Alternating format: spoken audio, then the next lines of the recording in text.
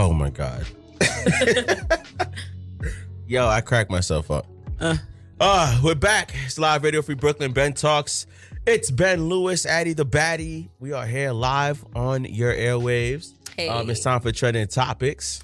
We trending? Yes. Okay. Yes.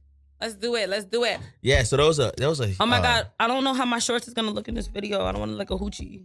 Well, that might help the views. You know what I'm saying? Matter of fact, cut the size a little bit. Show more thigh. Hold up, my weave is on my thigh.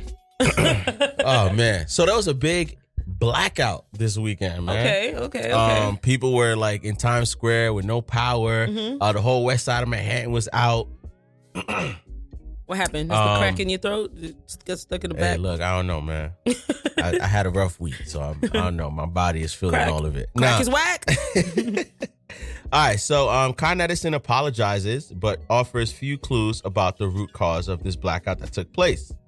Consolidated Edison Apology. Oh, wow, I didn't even know that Con stood for Consolidated. Thought it stood for con artist. Right, that's sure. Consolidated Edison apologized on Sunday for a power failure that left a large part of the country's most densely populated urban area, the hood, steaming in the dark for 5 hours as utility executives and elected officials continue to seek an explanation for New York City's latest electrical shutdown. Officials of Con Edison, which operates the city's power grid, said there was a significant electrical transmission disturbance at 6:40 p.m. on Saturday that left 72,000 of its customers on the west side of Manhattan without power. My goodness. Damn. The sudden loss of power disrupted service on several subway lines and shut down many of the city's most popular sources of entertainment, including Carnegie Hall and 26 Broadway theaters, and even cut off the performer Jennifer Lopez mid-song during a sold-out concert at Madison Square Garden. New Yorkers and tourists alike flooded into the darkened streets while elected officials rushed to castigate Con Edison for failing to contain the power loss. Addy, were you in the city for this? I luckily do not frequent the city, so I haven't been in Times Square in so long. Like I stopped going to like the city like 5 or 6 years ago. Like I do not go to anywhere near Times Square unless it's absolutely positively necessary. Like I haven't been there since I worked at American Eagle in Times Square like 5 years ago, maybe longer. But that was the last time I was in the city. But I could imagine a blackout and having a bunch of tourists on the streets. Oh my goodness! And then the train, the trains are already crap on the weekends. Oh like the trains are absolutely terrible on the weekends. This sounds like a nightmare. But then to add a power outage to it, oh my goodness! And it's been so fucking hot in New York. Oh my goodness! It's been scorching. Yo. So imagine like being hot and genuinely bothered. Yes. By all these people. And so many people. Oh my goodness. So many people that are now wet and it's dark. And they already stink. And now you can't even see who stinks. So you don't even know if you're sitting next to the source. This is why. Does your nose not work? That's why you can't. Well, because it's you can dark. smell who stink. Well, if it's dark and the power's out. That's true. You know, so here's my thing. Stay inside 2019. Ain't nothing out there this summer. Right. This reminds me of the power outage that took place, I want to say in 2003. Was it 2003? Yeah. It was after 9/11? Yeah. Okay. So I remember that power outage. And me too. I was living on Church Avenue at the time. And there was an electronics store across the street. Back when electronic stores were a thing before Best Buy shut all them shits down. There were like mom and pop electronic stores. Yo, like clockwork. 9 o'clock hit and a van pulled up across the street from my house. From my apartment, I should say. And about 10 niggas jumped out. Popped the locks on the electronics store, lifted the fucking gate, broke the windows, and looted the shit out of that electronics store. And that was a complete like blackout of New York City at that time. That was absolutely terrible. Yeah, that was. I mean, it was fun for me watching that. It was fun for me because I was a child. So like I was like 12 or 13, and I remember being on my I used to hang out. No, my block was like the littest block in Queens. Word. And it wasn't lit during the blackout. Stop. Stop. But my block was mad fun, and my house was the spot. Like everybody always came over, came over to the yard. Your mom used to make jollof rice for everybody? Nah, she didn't do all of that. Word. But we always had dinner rolls and shit. No jollof rice? Yeah. Nah, we always had Costco pizza, dinner rolls, and stuff like that. The guests get the cheap shit, huh? Yeah. Only select guests get the stew. Right. Rice and stew. Right. But it was fun because I remember I was just having a really good time. I slept outside on the porch. I lived in a 2-family house. What part of Queens did you live in? Oh, in Rosedale. Slept outside? Yeah. There was literally no sleeping. It was so hot. It was so hot that day. It was crazy. Yo, I don't even remember. I'm trying to remember how I slept that night when that first blackout happened. Not first blackout, but when that blackout in 2003 happened, I'm trying to remember how I slept. It was unbearably hot. Yeah. And I was in an apartment building. So for some reason, apartment buildings get hotter than, damn. If outside is 95 degrees, the apartment building about 110. Yeah, no. I was just like, this is a problem. But, my crush lived across the street and he had come over. We was talking or whatever. Ain't that really happened like that? Because my mom was there. There's no power, and you worried about your crush? Yeah, You see? Look at that. That was right before he started being bad. That was our last little special moment together. So I remember that summer 2003. Now, Con Edison warns that now this week is about to have 100-degree weather Friday and Saturday. Now, Con Edison warns that the heat may cause more blackouts this weekend. I am dreading. I'm absolutely dreading if it is 100+ degrees and the power goes out citywide, all 5 boroughs, power goes out, and I have to lay there in my room, looking like a glazed donut, like just sweating, just losing a pound a minute. I'll take the weight loss. Listen. Oh my goodness. I'll take it. You see, here's the thing. I used to really be annoyed with heat and stuff, but I've started really to embrace the heat. I don't know when that happened, but I really just started to just take it all in. Well, you got to accept the fact that there's nothing you could do about it. Exactly. I think once you surrender. When it's cold, you could put on sweaters, jackets, coats, whatever. Yeah. When it's hot, you could get butt ass naked and you will still be sitting there hot. Right. So the one thing I could say that you should do when it comes to heat is just kind of come to a point of, like you said, acceptance. This ain't gonna change. It's not gonna change. Yeah. But if you start to meditate and you really get your place to a mind of you get your mind to a place of just resolve to just go through it and go through the motions. Because I actually really hate being cold. And even though you can go into a heated place, my bones get fucking cold. So even if I'm and I have low blood iron, so if I'm in a and you all fucked up in the game, low blood, you anemic. I borderline. Yeah, probably. I feel like every girl is borderline or actually. Yeah, because anemic. You know why? Because any girl who has especially if you have periods, I wouldn't know. You lose a lot of blood, and then so it just. Yeah, no, I feel like girls were always cold. I remember in high school coming from gym and sitting in the classroom hot as hell because I just played my heart out on the basketball court in third period, and now I'm going through the rest of the day sweaty. And we open the windows, and there's some girl that says, "I'm hot, I'm cold," and the teacher closes all the windows, and now I gotta sit there sweating, smelling like my homeboy's axe that he had in his locker. Y'all always cold. It's actually kind of annoying. Well, before I never used to really be that cold all the time. There's something that just, over time I've become a little bit more just, cold. I think the world has, turned me that way.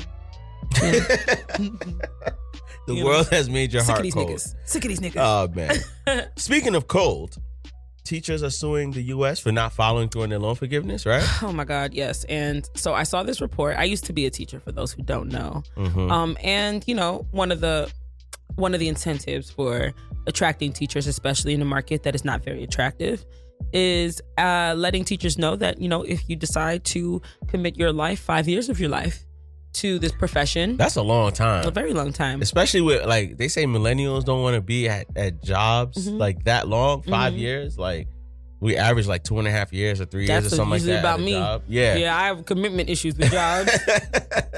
I'm just I don't know. No, but rightfully so, because we cut the generation before us 25 years, 30 years at a job, and then one day they say, "Yo, we want to meet with everybody. All y'all gotta go home." Exactly. So we are taking our careers and our livelihoods into our own hands. Agreed. If you're not cutting it, I'm gonna go find a company that's gonna do it. And if they get to a point where they're not cutting it, I'm gonna be out too. So I don't have a problem with that. But 5 years, I get it for forgiveness of my student loans. 5 years, I might have to do that. Right. And I had teacher friends who like could not stand being a teacher, like but they just pushed through. Those are the ones who tells future rappers that they ain't never gonna be nothing, and inspire them to win like 15 Grammys and shit. It's the teachers that hate their job. Like, Tyrone, you ain't never gonna be nothing. All right. I'd be tight if one of my kids came out one day as a rapper, like, yo, this one's for Miss Allow. In the 7th grade. They do be calling out the teachers. In the 7th grade, she yoked me up in the closet. Allegedly.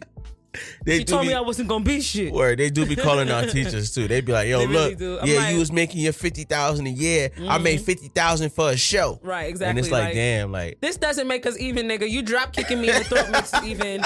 You sitting there not doing work and inciting a riot in this classroom makes us even. So I might have spoke out of turn.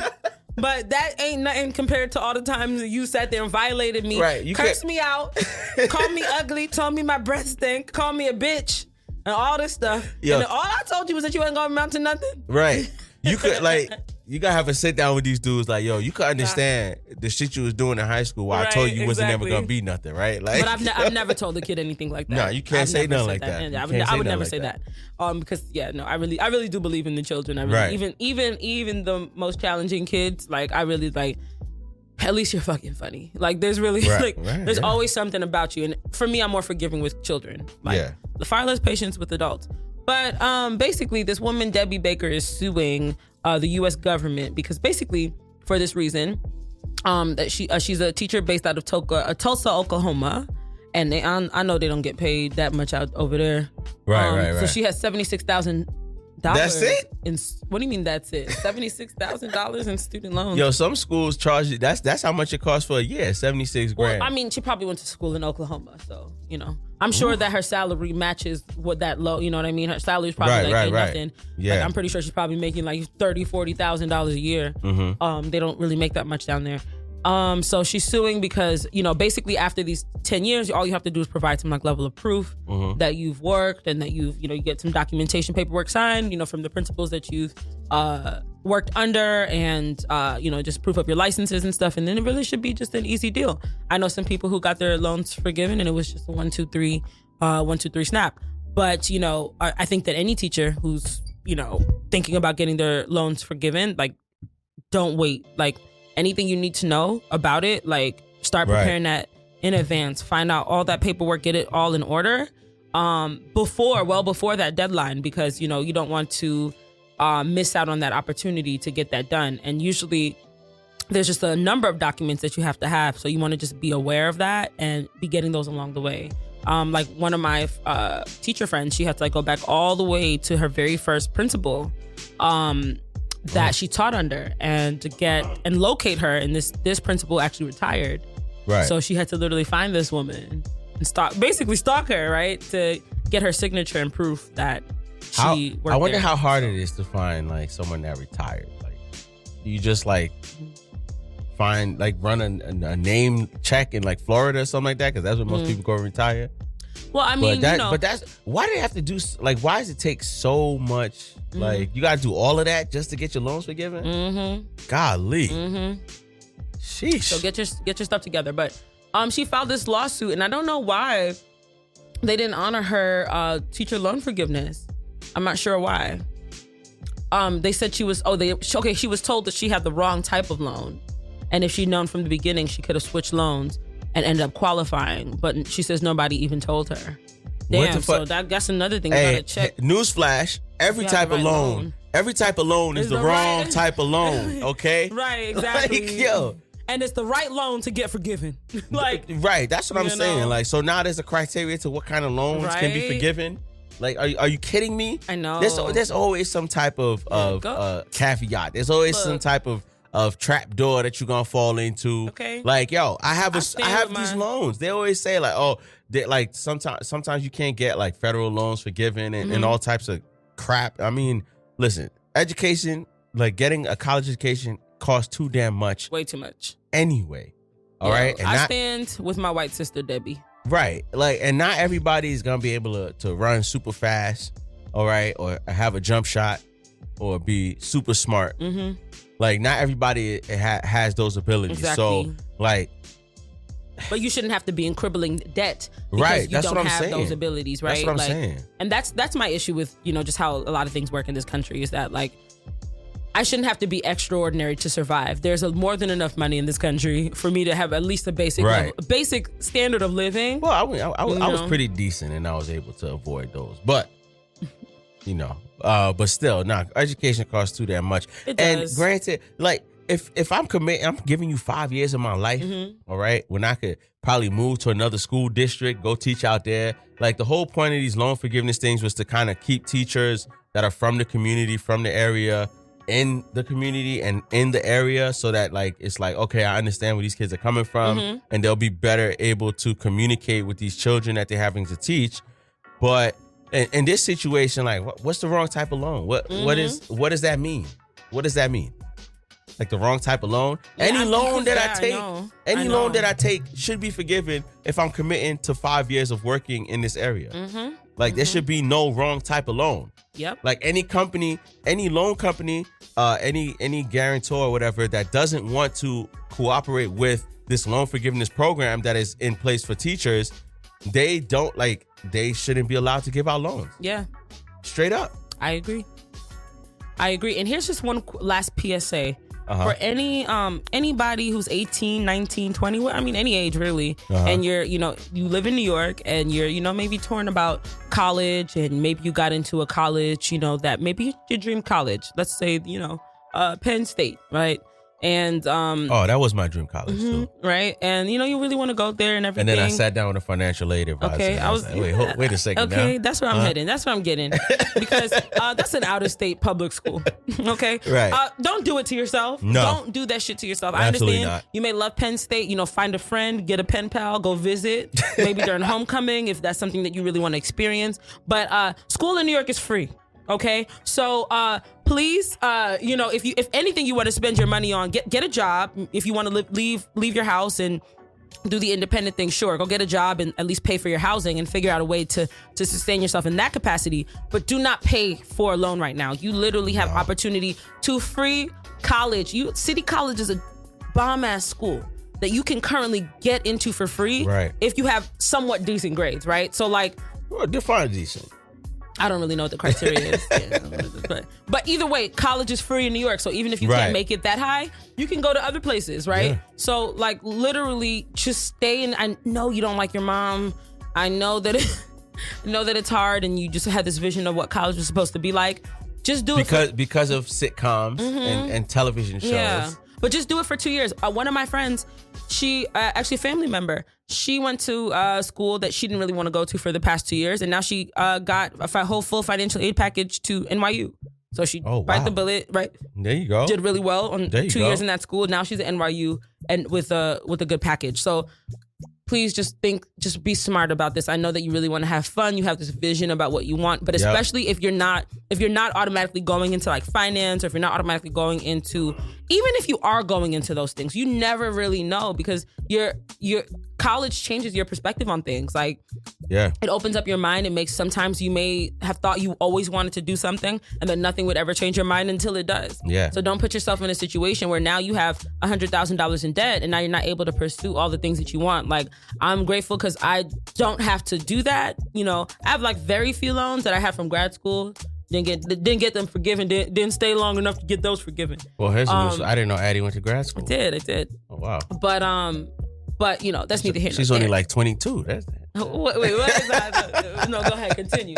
Oh, continue, right? Yeah. I like that age. That's a good one. Right. Yeah, like don't do that to yourself, because you want to be able to have the freedom. Like right now, never thought I don't know what the fuck I do for a living right now. But now I have the opportunity, to work for free for Ben. Yeah, there you go.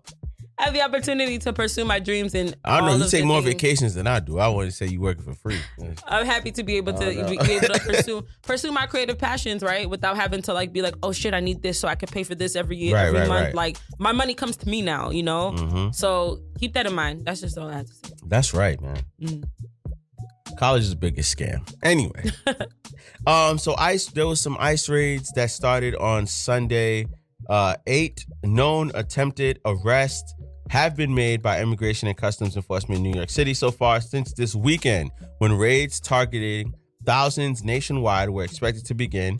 Mayor Bill de Blasio, and also he's trying to be president for 2020. Last week, Donald Trump's administration confirmed that raids against undocumented immigrants were absolutely going to happen. The operation was expected to target about 2,000 people in 10 U.S. cities. De Blasio said that there were 8 specific incidents documented in which ICE agents attempted arrests in New York City. None of them were successful. 4 took place on Saturday. That's my city. 3 on Tuesday and 1 on Wednesday, the mayor said. 4 of the 8 raids were conducted in Sunset Park. Damn. 1 in Harlem, 1 in Midwood, 1 in Far Rockaway, and 1 in Bay Ridge. Why are they all up in Brooklyn? I don't know, man. It's unclear how many attempted arrests took place across the nation on Sunday. There had been no confirmed reports of ICE activity in the Bay Area, one of the 10 areas on the apparent targeted list.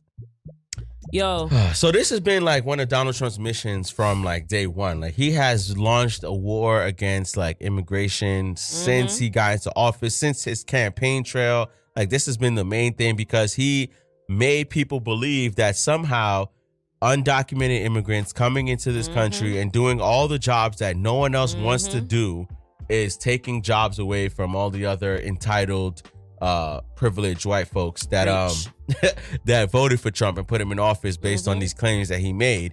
Now, these raids, all the welfare queen white people. Right, exactly.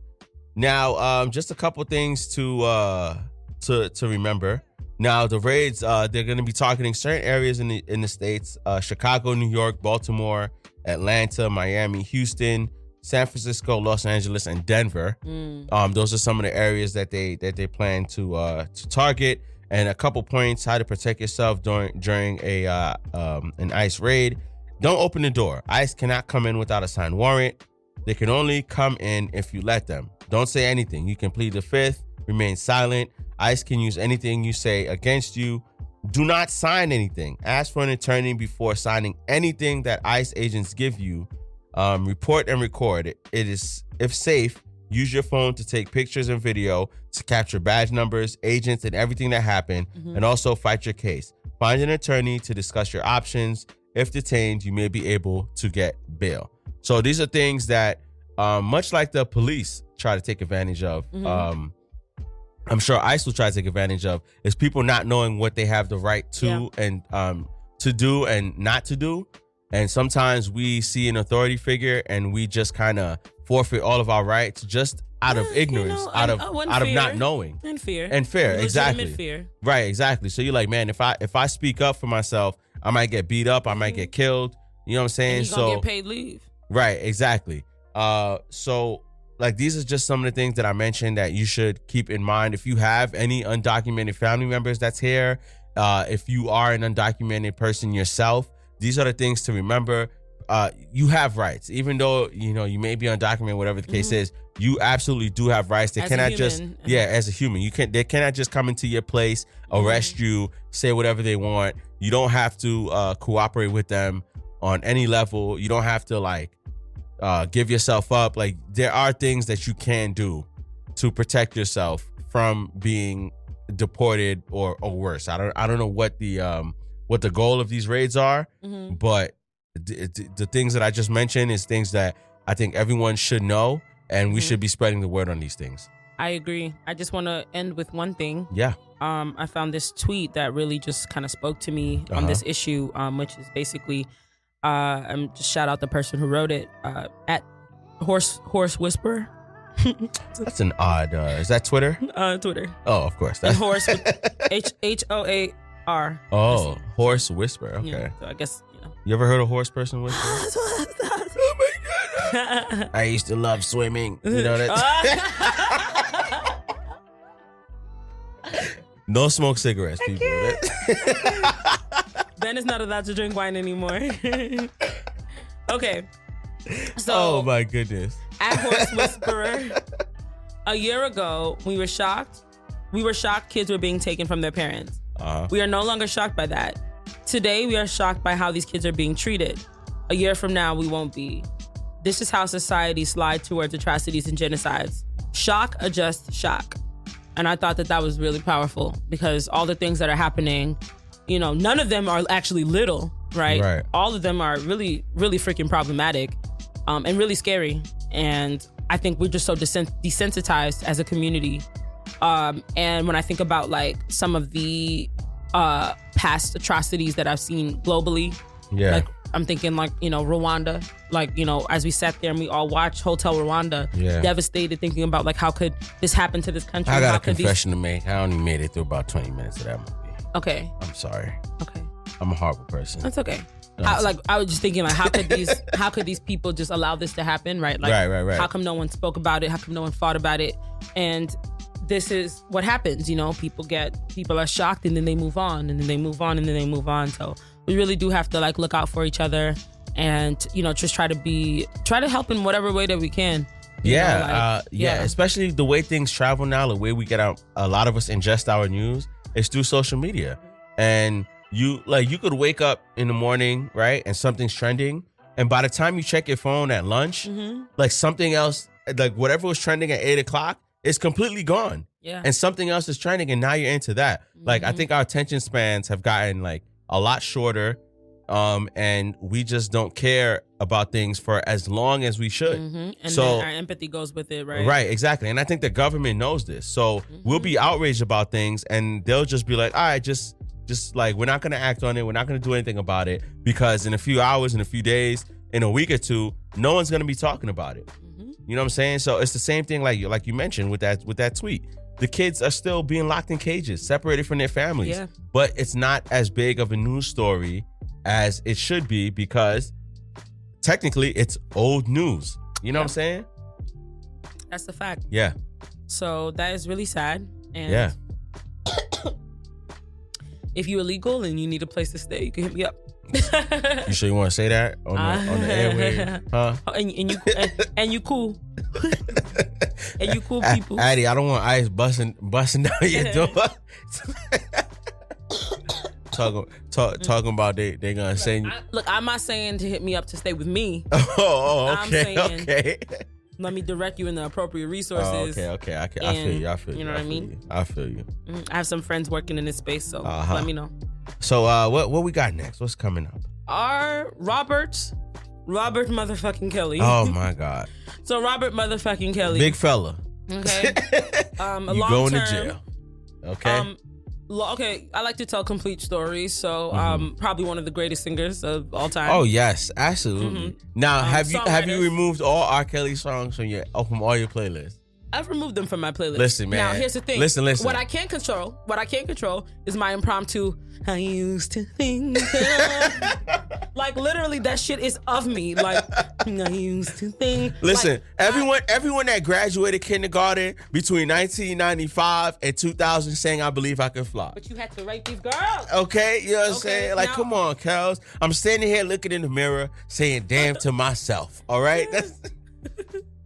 Like, oh my gosh. So unfortunately, right, because of all of these, you know, this is no laughing matter because it's not because he's actually really sick, right? And, yeah, you know, and you're killing me with this shit, man. I know, and except like it's just extreme cognitive dissonance. Like he's really like mentally, like, you know, based on what I'm seeing, there's a lot of mental instabilities and challenges there within this person. But finally, his ex-employees, I guess, got the courage to turn in his like sex tapes that he's had with underage girls, and it was. You see, when the money stopped coming in, everybody turned on you. Because when he was lining their pockets and when he was providing a certain type of lifestyle for these employees, because these employees probably worked for him when he had the original sex tape that came out. The girls in the room. You saw the Surviving R.Kelly documentary. One of his boys, his employees, talked about forging documents so that he could marry Aaliyah. So now when the well has gone dry and the man can't make money from shows and nobody wants to work with him anymore, now, let me turn over all these videos that I have. And R.Kelly, you an idiot your goddamn self. You gonna sleep with underage women, which is wrong. Absolutely wrong and disgusting. But then you're gonna film it. And not only do you film it, but you keep the film. And you hand it to your employees. You give them access to these videos, to these tapes, so that they could at any point in time turn on you and hand it over to the police. Wow. You are stupider than you look. Stupid. Like this is absolutely ridiculous. The layers of stupidity here. But this is why I'm just like, this person's sick, because it's just like you literally set yourself up. Like you built seriously. Your own case. Yep. Like you did that. Yep. So here's some. It's just like the dude in what was in the movie? Not South Central. Menace to Society. Old Dog was out here doing these robberies, right? And he was filming them, and he was playing them back on the tapes and stuff like that. And how did he get caught? One of his boys turned it into the police and had video footage of Old Dog robbing and killing the Asian man in the store. You see? So don't do that. Yeah, don't be like Old Dog, R.Kelly. Here's a few talking points on this. Right. According to TMC, R.Kelly investigators have over 20 tapes of the singer having sex with minors. Damn. The outlet reports that this was... And those are just the ones he taped. That it was his own inner circle who got the tapes into the hands of authorities. And the crimes that R.Kelly is facing, Kelly was arrested earlier this week on 13 counts of federal sex crimes, including 4 counts of producing and 2 counts of receiving child pornography. In addition to that, Kelly is facing other counts for racketeering, violation of the Mann Act, and obstruction of justice. I don't know what the Mann Act is. Kelly is also facing 11 other sex abuse charges in Cook County related to his alleged abuse of Geronda Pace, who shared her story in the Lifetime series Surviving R. Kelly. Big fella, you going to jail, okay? Like I don't know how else to put it. Yeah. Like, look, damn. Yeah. R. Kelly going to, like, damn. I mean, well, you know, look at life is all about balance. Should I delete the Chocolate Factory I have on my phone? Should I delete that? I think it's time. It's time? I know. Maybe you sure? Maybe we should download the karaoke version. I should just keep the Ignition remix, right? Maybe download the karaoke version on YouTube. Damn. You can't support him. What about the Love Letter album that he put out? Nah. With K. Michelle. Delete that too? Nah. You see, I can't help. I don't think I could ever really stop singing it to myself in private. And I don't think anyone has to know except all the listeners who are listening now and will be playing this back and using it against me in the future.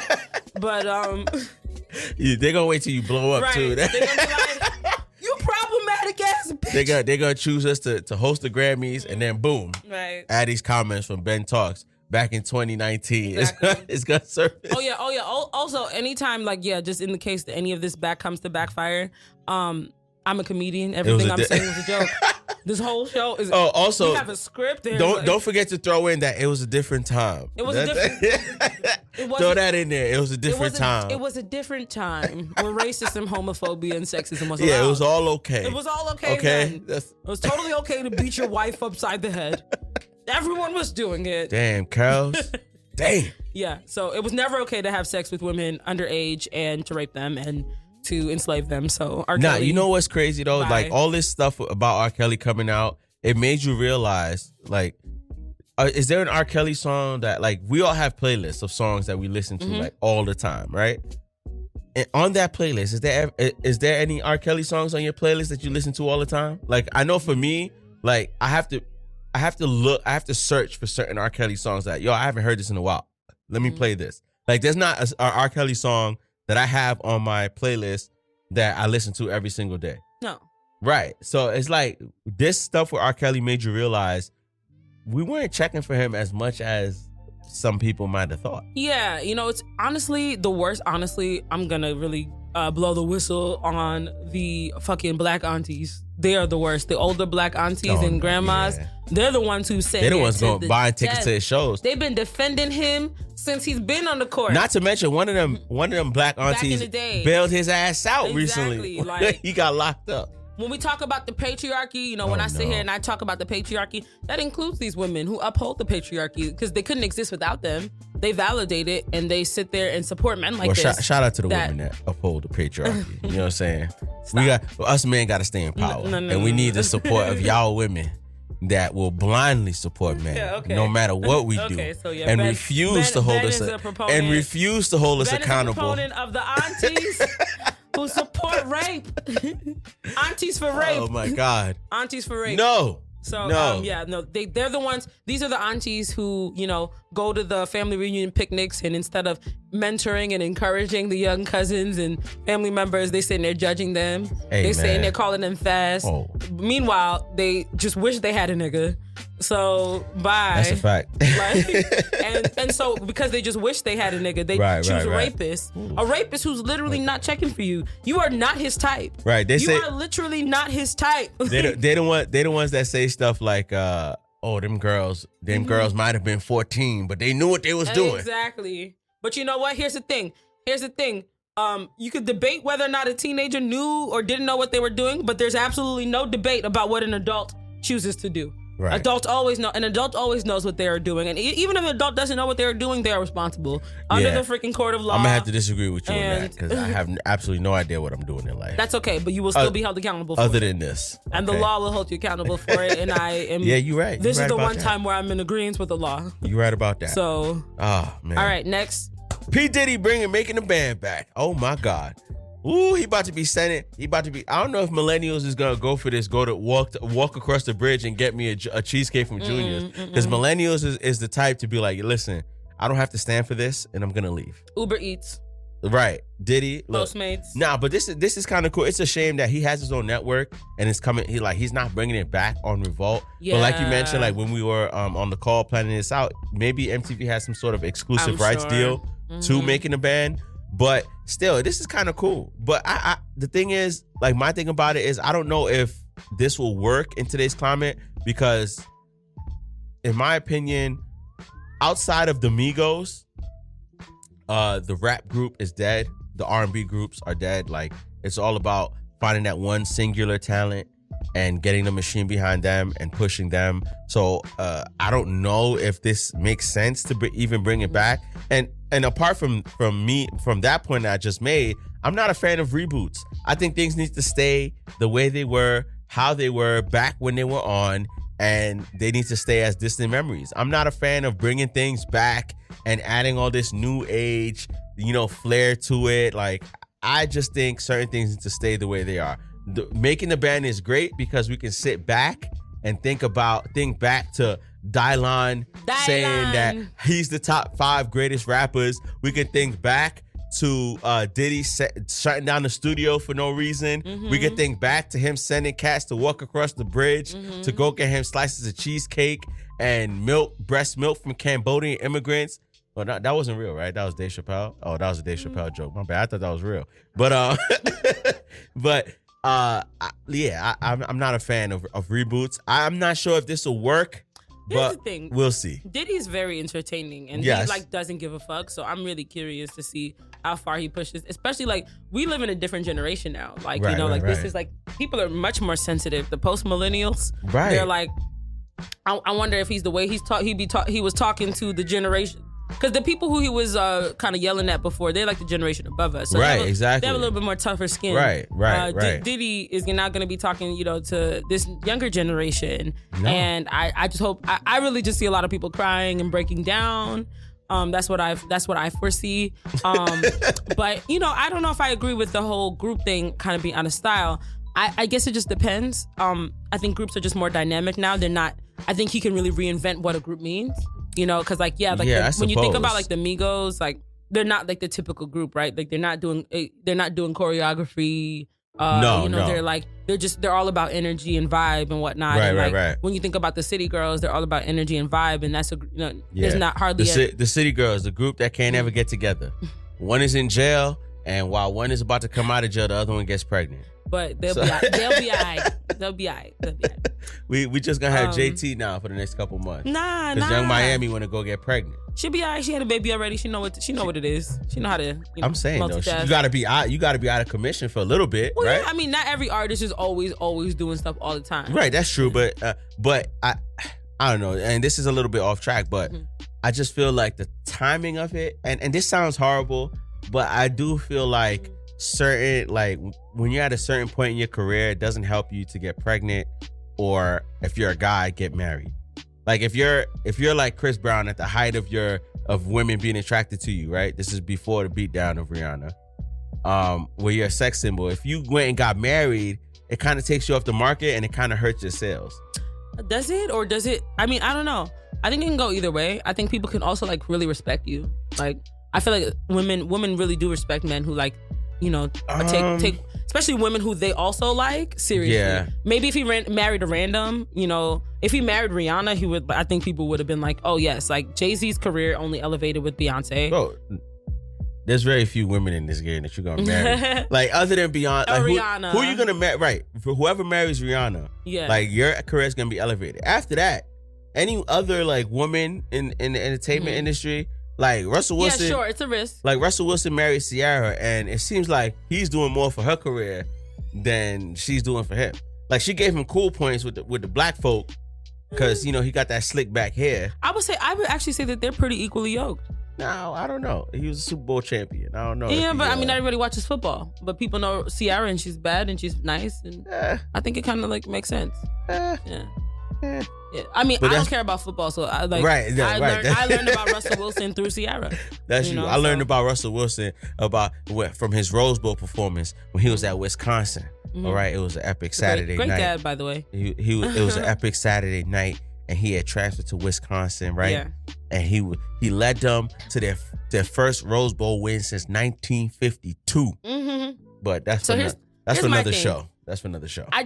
I just don't like that, like, women can't, because it takes two to tango, but women always have to deal with the burden or the consequence of having a baby, and the niggas be sitting there fixing their mouth to be like, no. What about me? No. I don't want to pay child support. But meanwhile, women have to, once again, as we are speaking now, what man wants to pay child? Right. What nigga wants to pay child support? With the burden of what that would entail, because if this was a guy who had a baby, right, we wouldn't be like, oh man, his career is gonna suffer. He could just, throw it away like a lot of them do, or not throw it away, but like, just basically delegate the responsibility to the women heavily, as it normally is customary in society, and continue about their lives. You guys just changed diapers so good. Look, like why would you have me like sit there and attempt to change a diaper when you do it in half the time that I do it, and you do it much better? I'm here for the revolution of women being like, fuck it, I'm going to pop this pussy, have a baby. Oh my God. And whether or not it's not up to me to agree with her decision. I don't know about this dude that she's with. They cursed each other out on Instagram. It looked kind of messy, but you know what? Whatever. She's rich. She'll be all right. But back to our original point of making a band back. Yes. Okay. Right. So I think that if we really, start to challenge what a group means, right? What it looks like. Right.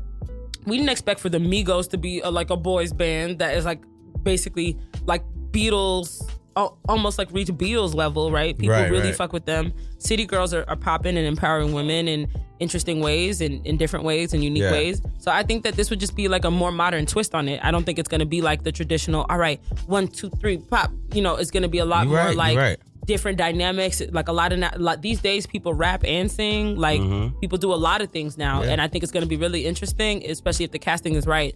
So, and I'm just really curious to see how Diddy interacts with this generation of talent. So I'm here for it. I want to see it. I actually really enjoy Diddy as an entertainer because he really is just consistently himself. Yeah. So I actually really enjoy him as seeing him on television. I think it's cool because one of the few like executives in music that still believes in artist development is Diddy. Yeah. And I think a lot of record labels, like, they just want to grab someone who pops on social media and they want to put them in front of the whole world, and they're not necessarily developed as an artist. No. So then, like, they have one really big single and then they kind of disappear. Designer. Oh my God. He's never going to sit down and talk with me anyway. If he maybe not necessarily focus on like making like an actual group, but maybe 2 or 3 artists that he wants to sign and develop. Maybe that could be what making the band, this new wave of making the band could turn into. But it's gonna be interesting to see. I would be really interested in like, you know, a real cool like soul, like soul, like R&B, like a hip hop type band. Not for nothing though, Day 26 was pretty dope. So good. If Q couldn't, all of a sudden, listen, my vision became so clear. if Q could get his shit together. If Q could get his shit together, like you want to go try out exclusive. You want to go try out for making the band? Maybe we should just do this. I don't even know what song that is. That was their song, Exclusive. Oh, Exclusive. Yes, that song is fire. And sorry, I was just singing Brian's riffs because he was fucking killing it. I'm surprised none of them ended up on sang with his whole soul. His whole soul. I'm surprised none of them ended up on Love and Hip Hop. That's true. But also, let's also read Diddy because Diddy never follows through with these bands. That's true. He was sitting there teasing us. That's true. Sitting there tantalizing us Danny with D. Kane. What happened to Danny D. Kane? They on their own, working independently now because Diddy was just like. And then they disappeared and he started Diddy Dirty Money or whatever whatever hell it was called. And then they dropped one single and then that was it. And I like the song. That's what I'm saying. That's why we ain't hear from King Combs yet, because he on that bad boy. Because I feel like Diddy does what the fuck he wants when he feels like it. So I felt like Diddy felt like, yo, Dirty Money's gonna be fucking fight, yo. And I think he approaches everything with extreme and intense passion, to which the average person would think is sustainable. Yeah, but most creatives, you approach things with passion, but the commitment isn't always there. Because then you get enough, and he has money, yeah, so there you go. And you can't be everywhere. Yeah. He was like, "Do I really want to be in this band? I got money. I could just be sitting here with all these girls who look like Cassie." There you go. All right, we gotta take a quick break, but that's it for our trending topics. All of those people on YouTube, man, make sure you like, subscribe, and share. And you can follow me. Yeah, follow Addie, man. Yeah, the Crown of Wealth. There you go. And follow me, Ben Lewis Radio and Ben Talks Show. But that is it for our trending topics. We're going to take a quick break. Coming up right now is One Up by 3 on the Wave. You're listening to Ben Talks right here live on Radio Free Brooklyn. We'll be right back. Saya. He said it's lit for me.